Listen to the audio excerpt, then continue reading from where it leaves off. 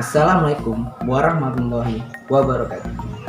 Di video kali ini, saya akan menjelaskan isi sebuah jurnal internasional sebagai tugas pengganti ujian akhir semester Manajemen Sumber Daya Manusia 2. Dalam bahasa Indonesia, jurnal ini berjudul Menuju Model Kontingensi Kepemimpinan dan Pemberdayaan Psikologis. Dalam menjelaskan jurnal ini, kita akan membaginya dalam 6 poin utama. Pertama, background.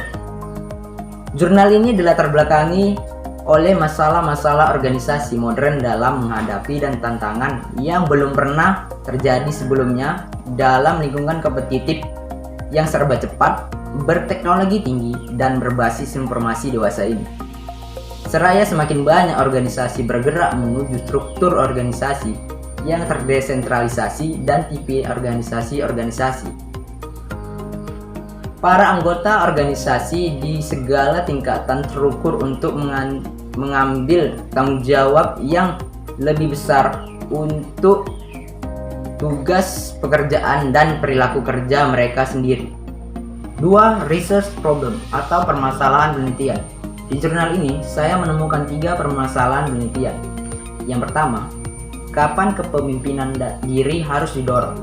Yang kedua, apa saja strategi kepemimpinan? Yang ketiga, apa saja fokus utama dalam strategi kepemimpinan? Yang ketiga, literature review. Kepemimpinan diri menurut Menz dan Nick tahun 2004 adalah suatu proses yang mempengaruhi diri mereka sendiri untuk mencapai tujuan dan memotivasi diri yang diperlukan untuk melaksanakan. Strategi kepemimpinan sendiri secara umum dibagi menjadi 3 kategori utama yang terdiri dari: yang pertama, strategi fokus pelaku, yang kedua, strategi imbalan alam, dan yang ketiga, pola pikir yang konstruktif.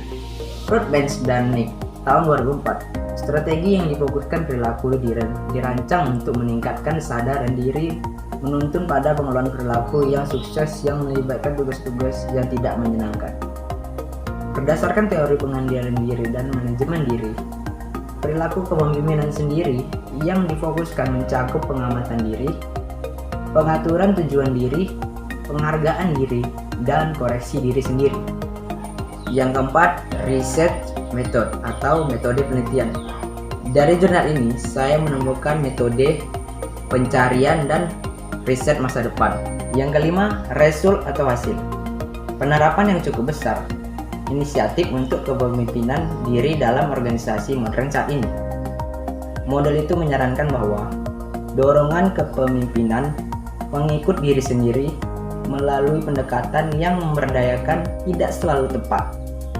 Misalnya, dalam situasi mendesak atau krisis, pendekatan kepemimpinan langsung atau transformasional kemungkinan akan jauh lebih efektif daripada pendekatan pemberdayaan yang membutuhkan stabilitas yang relatif dan jangka waktu yang lebih lama.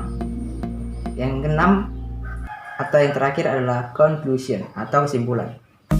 Model ini juga dapat memfasilitasi pemeriksaan terhadap efek pencampuran lebih dari satu pendekatan kepemimpinan, seperti dalam kasus Hub Kelliher.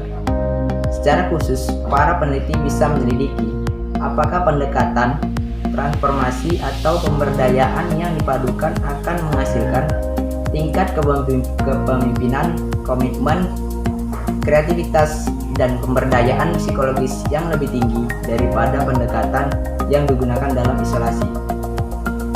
Melalui investigasi seperti ini, kondisi batas di mana pendekatan kepemimpinan yang memberdayakan akan mengarah pada dorongan kepemimpinan diri pengikut, kemungkinan besar efektif dalam organisasi yang dinamis saat ini.